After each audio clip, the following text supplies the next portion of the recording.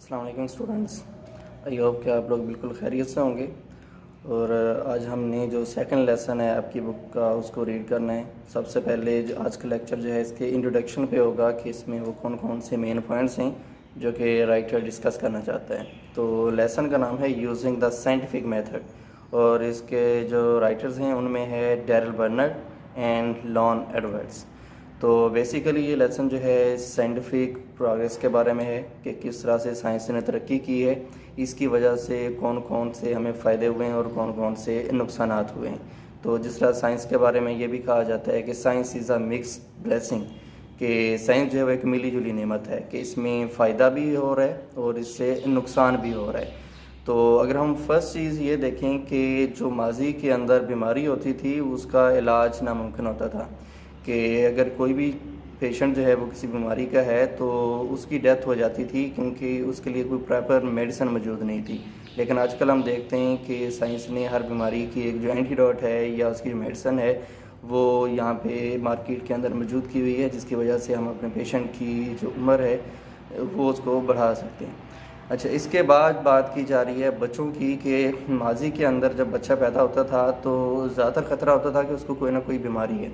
तो फिर हम उसकी बीमारी को ख़त्म करने के लिए कोई एंटीडोट यूज़ नहीं कर सकते थे, कोई मेडिसिन यूज़ नहीं कर सकते थे, उसको वैक्सीनेट नहीं कर सकते थे। लेकिन आज हम देखते हैं कि जब बच्चा पैदा होता है तो उसको वैक्सीनेट कर दिया जाता है, उसको जो है फांसी टीके वगैरह लगा दिए जाते हैं, जिसकी वजह से उसकी उम्र जो है या उसकी कोई भी बीमारी जो है वो ख़त्म हो सकती है। तो पहली चीज़ जो है वो साइंस ने ये जो बच्चों की औसत उम्र है उसमें इजाफ़ा कर दिया है। फिर इसके बाद जो है अगर हम 100 साल पहले की देखें तो हमारे जो गली मोहल्ले थे गांव के अंदर या दूसरे इलाकों के अंदर वो इतने साफ़ सुथरे नहीं थे। जो कूड़ा करकट है वहाँ पे आम पड़ा होता था, गंदगी वहाँ पे मौजूद थी और यही गंदगी जो है बीमारियों की वजह बनती है। और जो नालियाँ थीं वो वहाँ पे ओपन होती थीं और पानी जो है वो वहाँ पे गली मोहल्लों के अंदर मौजूद होता था, जिसकी वजह से जो मुज़र अमराज हैं उनके फैलने का बहुत ज़्यादा ख़दशा होता था। लेकिन अगर हम आज की बात करें और मॉडर्न दौर की बात करें तो हमारे जो गली मोहल्ले हैं वो ज़्यादातर साफ़ सुथरे हैं, गलियाँ जो हैं वो पक्की हैं और वहाँ पे जो सीवरेज का निज़ाम है वो वहाँ पे मौजूद है। तो जिसकी वजह से बीमारियों को काफ़ी हद तक कंट्रोल कर लिया गया है। और फिर अगर बात हम करें यहाँ पे पीने के पानी की, तो पहले जो वो पीने का पानी इतना साफ़ दस्तयाब नहीं होता था अगर माजी की बात करें। लेकिन आजकल क्या है कि प्लांट्स की वजह से आपको साफ़ पीने का पानी मुहैया किया जाता है, तो जिसकी वजह से जो है अगर पानी जो है वो ख़राब है तो उससे बीमारियाँ फैलने का ख़दशा होता है। लेकिन आजकल क्या है कि यहाँ पे आपको साफ़ पानी का जो पीने का पानी है वो फराहम किया जाता है। और नेक्स्ट चीज़ जो है, पहले दौर में इंसान जितनी खुराक जमा करता था उसको वो यूज़ करनी पड़ती थी क्योंकि उसके ख़राब होने का ख़दशा होता था।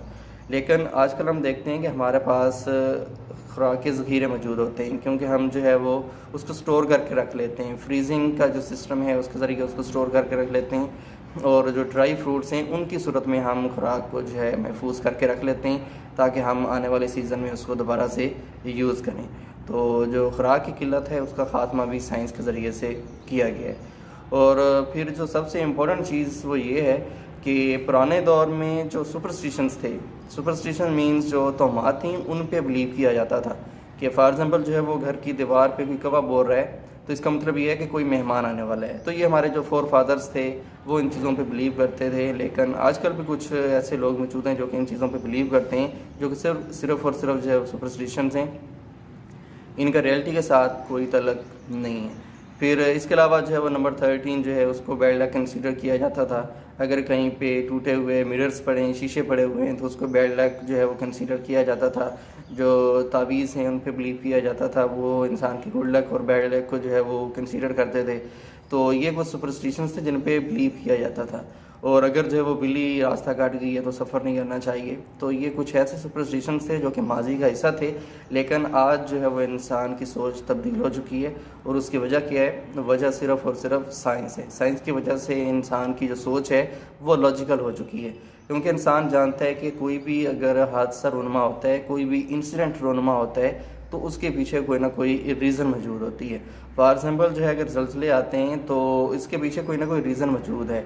तो रीज़न क्या है कि अगर ज़मीन की जो प्लेट्स हैं वो हरकत में आती हैं तो ज़लज़ले नमूदार होते हैं। लेकिन हम इसके पीछे जो है कोई सुपरस्टिशन ऐड नहीं कर सकते कि जी इस वजह से ये ज़लज़ले आते हैं, क्योंकि इंसान को पता है कि जो भी यहाँ पे हादसा रुनमा होता है उसकी वजह जो है कोई ना कोई आपकी गलती होती है या कोई ना कोई जो है वो लॉजिक होती है। कि फॉर एग्ज़ाम्पल किसी का एक्सीडेंट हुआ है तो आप ये यहाँ पे जो है उस पर्सन की या दोनों पर्सन की गलती हो सकती है, इसकी वजह से वो एक्सीडेंट रुनमा हुआ है।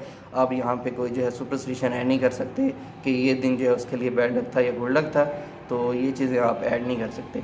तो सिंपली इस लेसन के अंदर एक मुआवजना किया गया है 100 साल पहले की दुनिया का और आज की दुनिया के साथ, कि 100 साल पहले इंसान किस तरह से ज़िंदगी गुजारता था और आज इंसान किस तरह से ज़िंदगी गुजार रहा है। तो आज की जो हम ज़िंदगी यहाँ पे गुजार रहे हैं इसमें कुछ बेनिफिट्स भी हैं और कुछ नुकसानात भी हैं। अगर हम देखते हैं कि बीमारियाँ जो हैं वो वजूद में आ चुकी हैं, तो इसके पीछे जो वजह है वो भी इंसान ही है।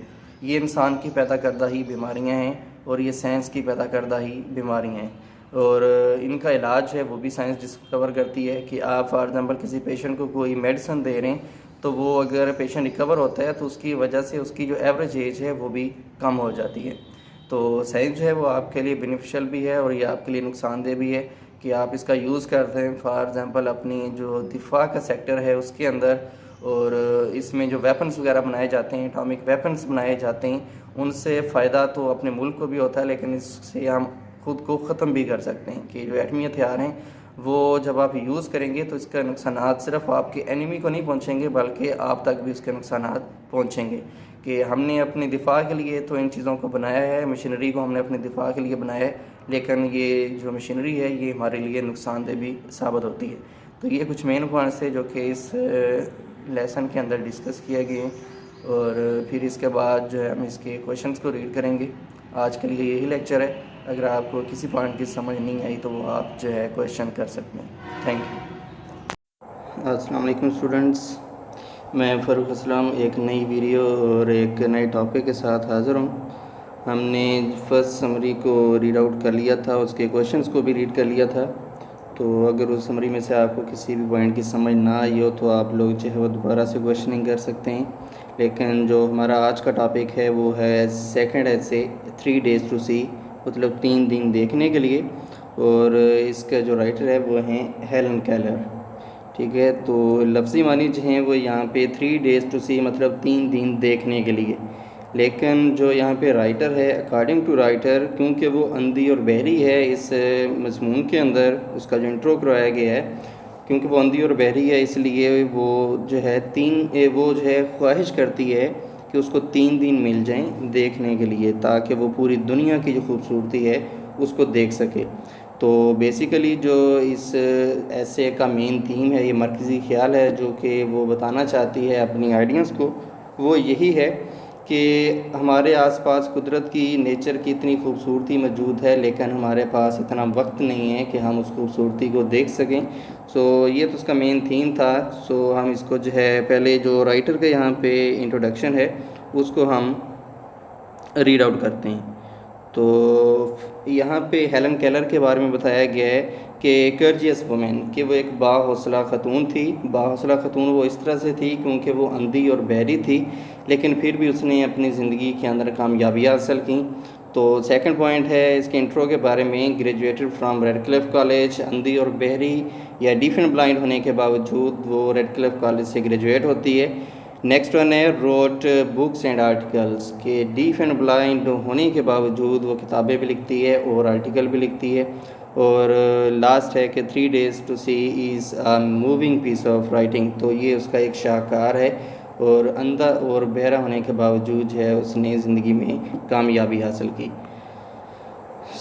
इसके बाद इसका मेन थीम है, इस समरी का, इस ऐसे का मेन थीम है जो कि उसने 3 कोटेशंस के अंदर ही जो है बयान कर दी है। अगर हम इन कोटेशंस को डिटेल में देखें तो यहाँ से ये पता चलता है कि पूरा जो ऐसे है उसने इन कोटेशंस के अंदर ऐड कर दिया है, उसको समेट दिया है। तो फर्स्ट वन है यूज योर आइज़, कि अपनी आँखों का इस्तेमाल करो, as if tomorrow you would be stricken blind, कि कल जो है आपको अंधे हो जाना है। तो वो यही बताना चाहती है इस क्रिएशन के अंदर कि अपनी आँखों का इस्तेमाल आप इस तरह से करें कि कल अंधे हो जाना है, क्योंकि जब इंसान को पता होगा कि कल वो अंधा हो जाएगा तो फिर वो अपनी आँखों का सही तरीके से इस्तेमाल करेगा।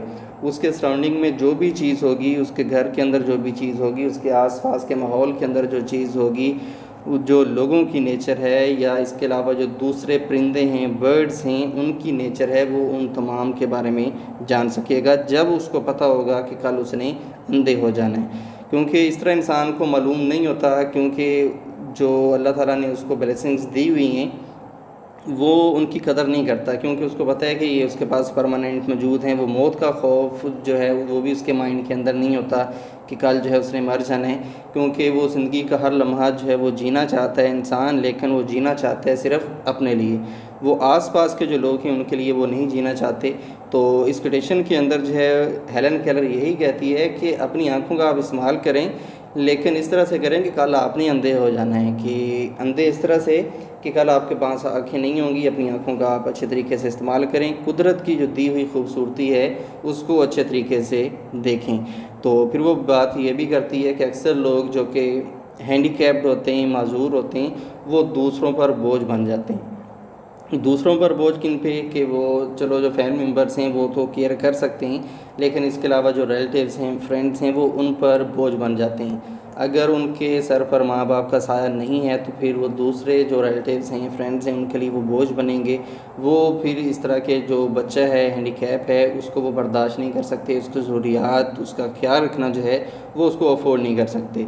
तो इसलिए कहते हैं कि जो अंधा और बहरा होना है ये सबसे बड़ी यहाँ पे खामी के तौर पे इसको बयान किया गया है। इसलिए वो कहती है कि अपनी आँखों का इस्तेमाल कर लें क्योंकि आपने कल अंधे हो जाना है। फिर इसके बाद सेकंड क्रिएशन में वो बात करती है only the deaf appreciate hearing, के वो लोग जो कि बहरे हैं वो हेयरिंग मतलब जो सुनना है उस चीज़ की कदर को जानते हैं। कि एक बंदा बहरा होगा वो कुछ भी नहीं सुन सकता, तो उसको पता होगा कि जो सुनना है, ये सुनने की हिस्से है, उसकी कितनी कदर है। नेक्स्ट है only the blind realize the manifold blessings that lie inside, और वो लोग जो कि अंधे हैं वो उनके आसपास जितनी भी नेमतें मौजूद हैं, उनके सराउंडिंग्स में जितनी भी नेमतें मौजूद हैं वो उनको रियलाइज़ कर सकते हैं। लेकिन वो इंसान जो कि डीफ भी नहीं है, वो इंसान जो कि ब्लाइंड भी नहीं है, ना अंधा है ना बहरा है, उसको इन दोनों चीज़ों की कदर नहीं होती। जो इंसान बिल्कुल नॉर्मल है उसको सुनने की जो हिस्से है उसकी बिल्कुल कदर नहीं होती। ये अकॉर्डिंग टू हेलन केलर है, वो यहाँ पे ये बताना चाहती है। और इसके बाद जो है अगर कोई अंधा है तो उसको अपनी आँखों की कदर नहीं होती, लेकिन क्योंकि राइटर जो है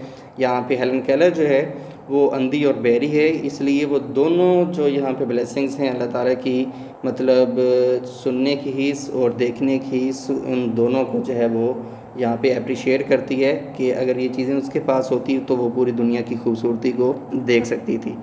फिर इसके बाद जो है लास्ट इसकी क्रिएशन है जो कि इसके थीम को बयान करती है सीइंग सी लिटल। सीइंग का मतलब वो लोग जो कि देखते हैं, सी वो देखते हैं, लिटल थोड़ा सा, कि वो लोग जो कि देखते हैं वो बहुत कम देखते हैं। किस तरह से कि जिन लोगों के पास आँखें मौजूद हैं लेकिन वो उन अपनी आँखों का इस्तेमाल सही तरीके से नहीं करते, क्योंकि उनकी आँखें जो हैं वो कस्ट्यूम्ड हो जाती हैं, आदी हो जाती हैं। आदी किन चीज़ की? डेली रूटीन की।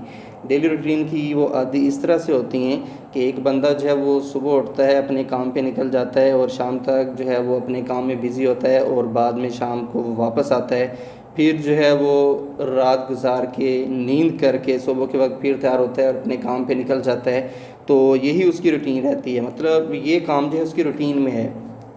तो आए दिन जो है उसने यही काम करना है, लेकिन उस बंदे के पास इतना वक्त नहीं होता कि वो अपने आसपास के जो लोग हैं जो कि किसी तकलीफ़ में मुब्तला हैं या कुदरत की जो खूबसूरती है आसपास की वो उनसे महसूस हो सके।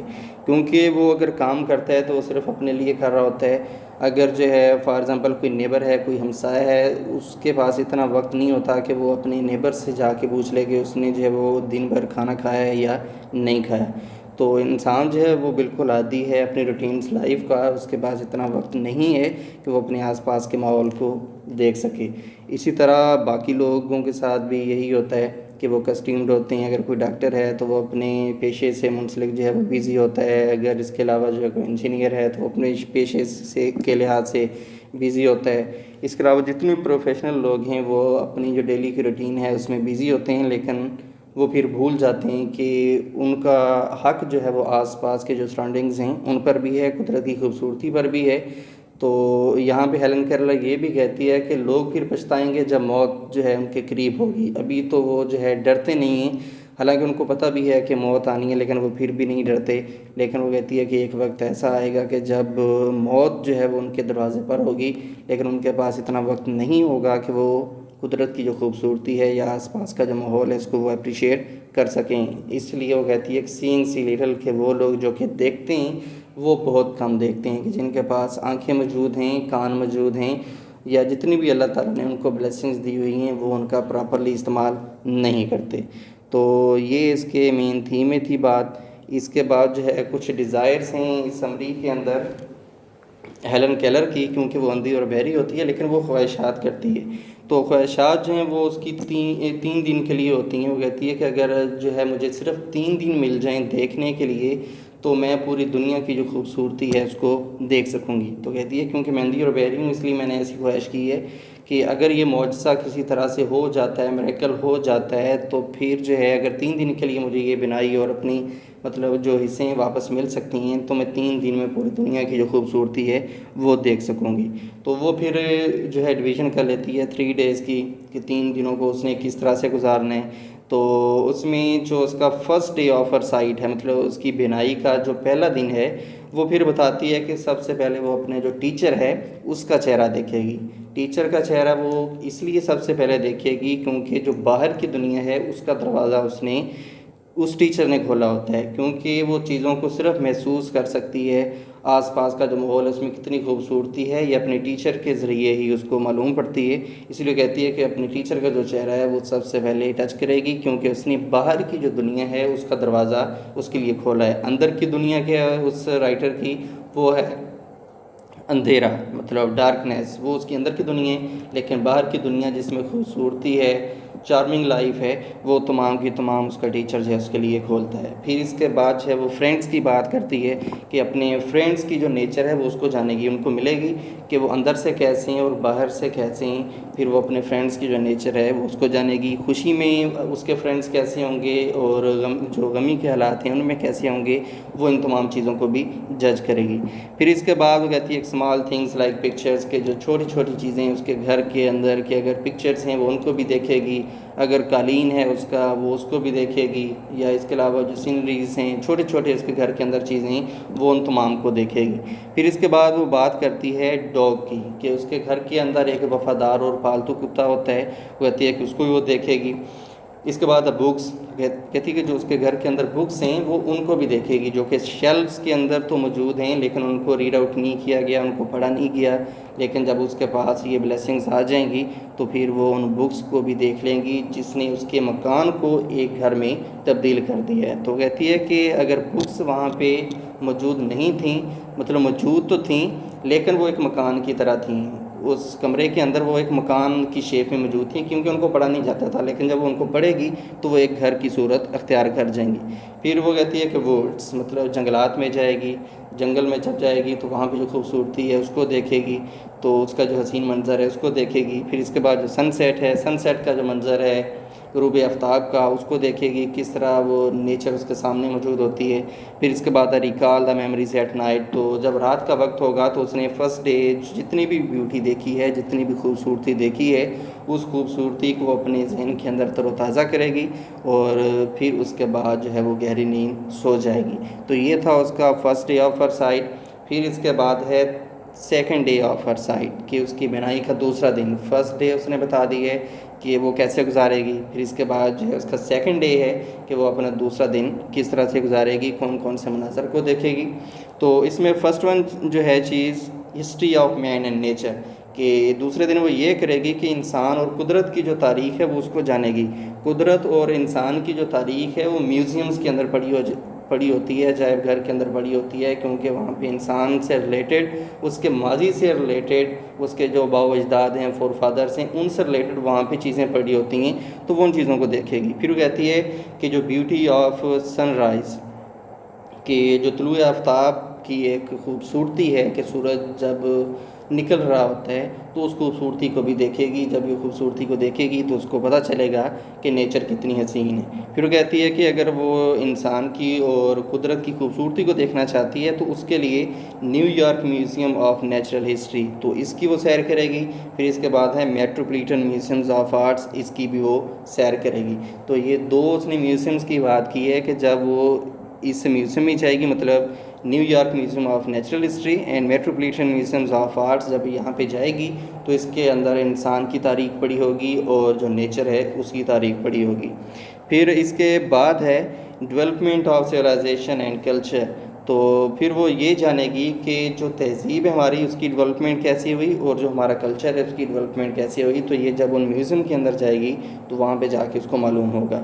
और लास्ट चीज़ है वो कहती है कि थिएटर में जाएगी, वहाँ पे जाके वो एक फ़नी प्ले देखेगी, एक जो मज़ाहिया ड्रामा है वो देखेगी। फिर वो वहाँ पे एक जजमेंट भी पास करेगी, क्योंकि वो पहले जो है ड्रामा को उसके अपने टीचर के ज़रिए जो है वो सुनाया जाता था, मतलब उसको हाथों पे लिख के जो है ड्रामा बताया जाता था, उसके डायलॉग बताए जाते थे। फिर वहाँ पे वो महसूस करेगी कि ड्रामा देखने में, मतलब लाइव देखने में और सुनने में, जो कि हाथों के इशारों के ज़रिए मतलब हाथ पे लिख के उसको बताया जाता है, कितना डिफरेंस होता है। तो ये था उसका थर्ड डे ऑफ साइड कि वो इंसान की तारीख़ और जो कुदरत की तारीख़ है वो उसको जज करेगी। और फिर इसके लिए उसने म्यूज़ियम्स के नाम बताएं कि इन म्यूज़ियम्स में जाएगी और वहाँ पे जाके ये चीज़ें देखेगी। फिर इंसान की डेवलपमेंट, उसके कल्चर की डेवलपमेंट, उसकी सिविलाइजेशन की डेवलपमेंट उसको देखेगी। और लास्ट पे थिएटर पे जाएगी कि वहाँ पे वाचिंग एंड हेयरिंग ड्रामा में क्या डिफरेंस है, वो उन चीज़ों को जज करेगी।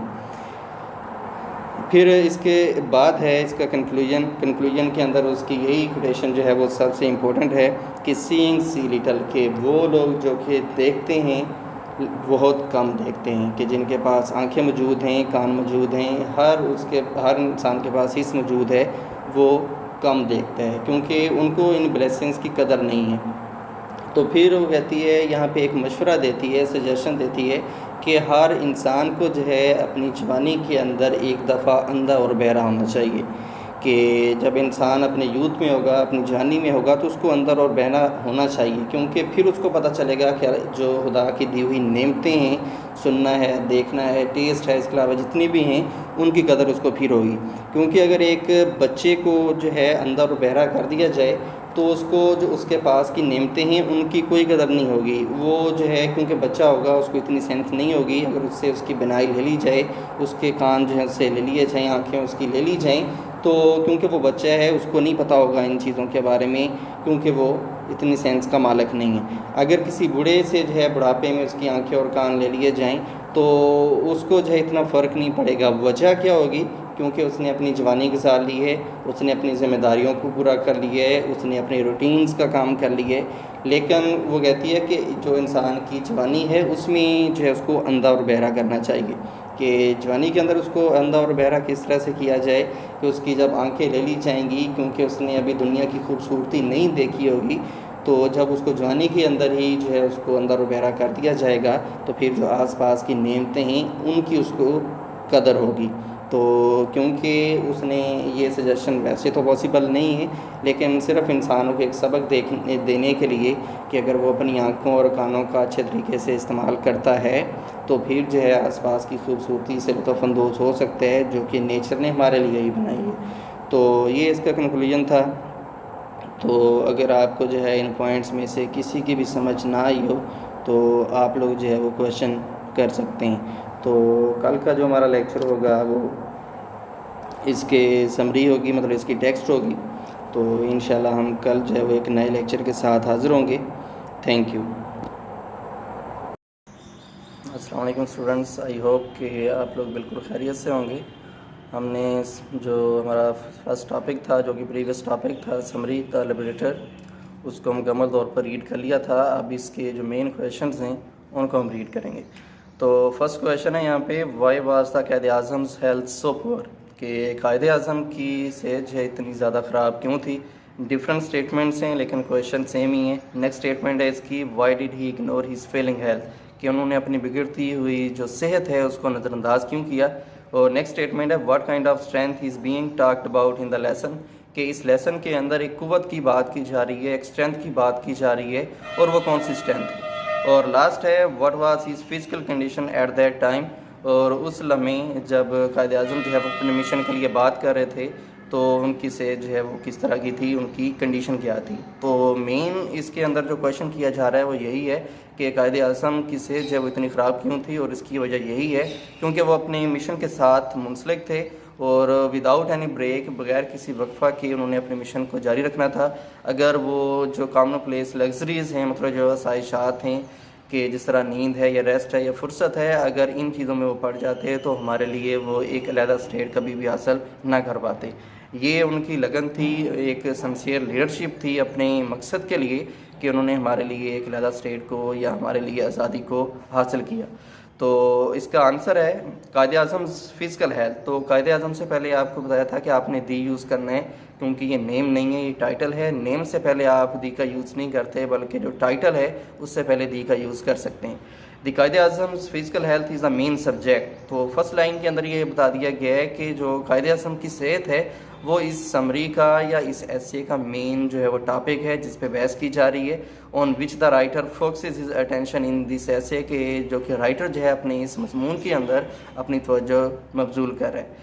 The Quaid Azam's health was deteriorating, कि कायद आज़म की सेहत बिगड़ रही थी। डिटोरिएटिंग का मतलब होता है बिगड़ना या ख़राब होना, डे बाई डे, दिन ब दिन, because of his incessant hard work, क्योंकि उन्होंने जो मेहनत की थी वो हद से ज़्यादा की थी। इंसेस्टेंट का मतलब होता है हद से ज़्यादा, कि कायद आज़म की जो सेहत दिन ब दिन ख़राब हो रही थी उसकी वजह यही थी कि आप हद से ज़्यादा काम कर रहे थे। To complete he secret mission, अपने उस मुकद्दस मिशन को हासिल करने के लिए। तो उनकी कोई पर्सनल जो है उसके अंदर कामयाबी नहीं थी, बल्कि वो अपनी पूरी कौम के लिए कामयाबी हासिल करना चाहते थे। इसलिए उन्होंने अपनी बिगड़ती हुई सूरत हाल को भी, मतलब जो सेहत है उसको भी नज़रअंदाज किया। He was a true patriot, कि वो एक सच्चे मुहिब्बुल वतन थे। पैट्रियाट कहते हैं जो अपने वतन से मोहब्बत करता हो। He was a true patriot, कि वो एक सच्चे मुहिब्बुल वतन थे। एंड ए स्टांच सपोर्टर, स्टांच का मतलब होता है मजबूत, और वो एक मजबूत उम्मीदवार थे, सपोर्टर थे two of the freedom movement, उस आज़ादी की तहरीक के, ऑफ द मुस्लिम्स ऑफ सब कंटिनेंट, बरसगीर के मुसलमानों के लिए। तो बरसगीर के मुसलमानों के लिए जो आज़ादी हासिल करनी थी उसके जो स्टांच सपोर्टर हैं या जो मजबूत उम्मीदवार हैं वो कायद आज़म की पर्सनैलिटी हैं। He wanted to release the Muslims, के मुसलमानों को रिलीज़ करना चाहते थे, from the political bondage of Hindus, कि हिंदूज़ का जो एक सियासी ढांचा था उससे, and political activities and the British, और जो ब्रिटिश थे उनसे, क्योंकि दोनों जो हैं ब्रिटिश और हिंदूज़ जो हैं वो आप जो जितने मुसलमान थे उस वक्त बरसगीर में उन पे वो हैवी हो रहे थे, और कायद आज़म उनसे जो है इनको आज़ाद करवाना चाहते थे। नेक्स्ट है after the Pakistan resolution of 23 मार्च 1940, के जब करारदाद पाकिस्तान मंजूर की जाती है 23 मार्च 1940 के बाद, इस पोलिटिकल एक्टिविटीज़ के उनकी सियासी सरगर्मियाँ एंड रिस्पॉन्सिबिलिटीज़ और ज़िम्मेदारियाँ हैड इंक्रीज मैनीफोल्ड, कि वो कई हद तक बढ़ चुकी थी। To discharge his duties honestly, कि अपनी उन जिम्मेदारियों को ईमानदारी से पूरा करने के लिए ही टर्न हिज फेस अवे, कि उन्होंने अपना रुख मोड़ लिया from all common place luxuries, के जितनी भी आसाइशात हैं उनसे, क्योंकि आप चाहते थे कि अपना जो मुकद्दस मिशन है इसको वो पूरा करें, और इसके लिए जो आसाइशात थी उनको कायद आज़म ने इग्नोर कर दिया। एज स्लीप, के जिस तरह नींद है, रेस्ट आराम है, एंड लेयर और फुर्सत है। तो ये जो लग्जरीज हैं या आसाइशात हैं या नींद है या रेस्ट है या फुर्सत है, ये कायद आज़म के लिए मैटर नहीं करती थी। उनके लिए एक ही चीज़ मैटर करती थी, और वो उनका मिशन था, सेक्रेट मिशन था, एक सेपरेट स्टेट थी। He tour the subcontinent without any break, तो उन्होंने बगैर किसी वक्फा के पूरे सब कॉन्टिनेंट का, बरसगीर का दौरा किया। मेट पीपल, लोगों से मिले, सॉल्व देयर प्रॉब्लम्स, उनके मसाइल को हल किया, एंड मेड वेटेड डिसीजंस, और उन्होंने हैवी फैसले किए। दस इस तरह से overwork told upon his health, कि हद से ज़्यादा काम जो है उनकी सेहत पे असरअंदाज हुआ। His doctors requested him to pay some attention to his physical fitness, कि उनके जो डॉक्टर्स थे उन्होंने आपको नसीहत की कि वो कुछ तवज्जो जो है वो अपनी जिस्मानी सेहत पर दें। But he ignored their advice, लेकिन उन्होंने अपनी उस नसीहत को नज़रअंदाज कर दिया। इट वाज बिकॉज, और इसकी वजह ये थी, the welfare of the people, के लोगों की फलाह बहबूद वाज मोर इम्पोर्टेंट, वो ज़्यादा अहम थी, टू हिम, उनके लिए, दैन हीज़ ओन वेलफेयर, अपनी फलाह बहबूद से। तो ये क्लियर हो चुका है कि कायद आज़म की अगर वो सेहत बिगड़ रही थी तो वो आराम कर सकते थे, नींद कर सकते थे, फुर्सत के लम्हात गुजार सकते थे, अपनी जो सिस्टर हैं उनके साथ जो है वो अब लम्हात को जो है वो गुजार सकते थे। लेकिन क्या है कि यहाँ पे उनके लिए जो उनका सेक्रेड मिशन है या उनका जो एक मुक़द्दस मिशन है उनको पूरा करना, उसको पूरा करना जो है वो कायद आज़म की तरजीहात में से पहले था। और ये फर्स्ट क्वेश्चन था। क्वेश्चन नंबर 2 है, what did Quaid Azam want to accomplish, कि कायद आज़म किस चीज़ को मुकम्मल करना चाहते थे। और दूसरी इसकी स्टेटमेंट है क्वेश्चन की, why was the Quaid Azam so inspired to create a separate homeland for the Muslims of India, कि कायद आज़म जो है वो इतने मुश्ताक क्यों थे, इतने पुरजोश क्यों थे कि इंडिया के मुसलमानों के लिए या सब कॉन्टिनेंट के जो मुसलमान थे उनके लिए एक सेपरेट स्टेट हासिल करना चाहते थे। क्योंकि कायद आज़म जो है वो इस चीज़ को जान चुके थे कि अगर सब कॉन्टिनेंट के अंदर मुसलमान रहते हैं लेकिन वहाँ पे क्योंकि उनको कोई राइट हासिल नहीं है, वहाँ पे जो उनका रिलीजन है उसके लिहाज से उनको ओपनली तबलीग करने के मौके फराहम नहीं किए जाते, उनको किसी इंडस्ट्री के अंदर जॉब नहीं दी जाती और उनके जो अकायद हैं वो दूसरे से टोटली डिफरेंट है। तो जब इन तमाम चीज़ों को कायद आज़म ने देखा तो वो पुरजोश हो गए कि इनके लिए एक अलग स्टेट की ज़रूरत है। कि फॉर एग्ज़ाम्पल वहाँ पे जो रिलीजन है, हमारे अकायद जो हैं वो हिंदुज़म से टोटली डिफरेंट थे, सिखिज़म से टोटली डिफरेंट थे, जो ब्रिटिश वहाँ पे हुक्मरान थे उनसे डिफरेंट थे। इसलिए कायद आज़म ने इस बात को जो है अपने माइंड में बिठा लिया कि हमें एक ऐसी सेपरेट स्टेट की ज़रूरत है जहाँ पे हम अपने तमाम अकायद की जो है ओपनली तबलीग कर सकें। तो आंसर इसका, Quaid Azam was fully conscious of the miserable and deplorable condition of the Muslims of subcontinent, कि कायद आज़म जो है वो बिल्कुल कॉन्शियस थे। कॉन्शियस का मतलब होता है कि बाखबर होना, और किस चीज़ से बाखबर थे कि मुसलमानों की जो एक तकलीफ़ थे, सूरत हाल थी, उससे वो बखूबी आगाह थे, जो कि बरसगीर के मुसलमानों की बात हो रही है। पॉलिटिकली सियासी तौर पर they were being ruled by the English, कि अगर सियासी तौर पर देखा जाए तो मुसलमानों पर जो ब्रिटिश हैं वो हुकूमत कर रहे थे, and economically by the Hindus, और अगर मुआशी तौर पर देखा जाए तो हिंदू मुसलमानों पर हुकूमत कर रहे थे। Both were cruel to them, तो दोनों ब्रिटिश भी और हिंदू भी मुसलमानों के साथ ज़ालिमाना सलूक रखे हुए थे, उनके साथ ज़ालिम थे। Even there fundamental rights were reserve, के उनके जो बुनियादी हकूक़ थे उनको भी हज़म कर लिया गया। तो ज़र्ब का मतलब होता है हज़म कर लेना। They needed a dynamic and sincere leader, तो उनको एक यूनिक और एक जो मुखलिस लीडर है उसकी ज़रूरत थी। Who could pull their sinking boat, जो कि उनकी डूबती हुई कश्ती को सहारा दे सके टू द शोर, साल तक। The Quaid Azam provided them true leadership, तो कायद आज़म ने उनको एक सिंसियर, एक मुखलिस लीडरशिप फ्राहम की। He wanted to release the Muslims, के मुसलमानों को आज़ाद देखना चाहते थे, रिलीज़ देखना चाहते थे from the chains of slavery, मतलब जो गुलामी की ज़ंजीरें हैं उनसे वो उनको आज़ाद देखना चाहते थे। और गुलामी की ज़ंजीरें किन की थी, वही ब्रिटिश की और हिंदुओं की वो गुलामी की ज़ंजीरें थीं जिनके अंदर वो जकड़े हुए थे, और कायद आज़म उनको जो है इससे बिल्कुल आज़ाद देखना चाहते थे।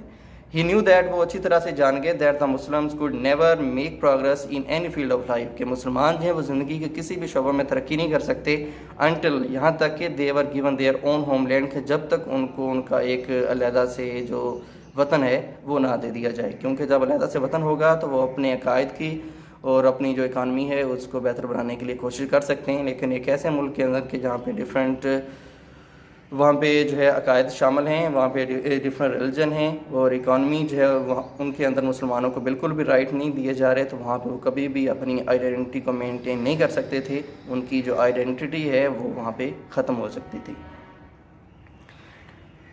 नेक्स्ट है, Muslim could never make progress in any field of life until they were given their own homeland where they could live according to their own religious teachings, मतलब एक ऐसे स्टेट के अंदर अगर मुसलमान रहें जो कि बिल्कुल सेपरेट हो, तो वहाँ पे अपने मज़हब की जो तालीमात हैं उनकी तबलीग कर सकते थे, एंड सोशल कस्टम्स और उनकी जो समाजी रवायात हैं उनसे।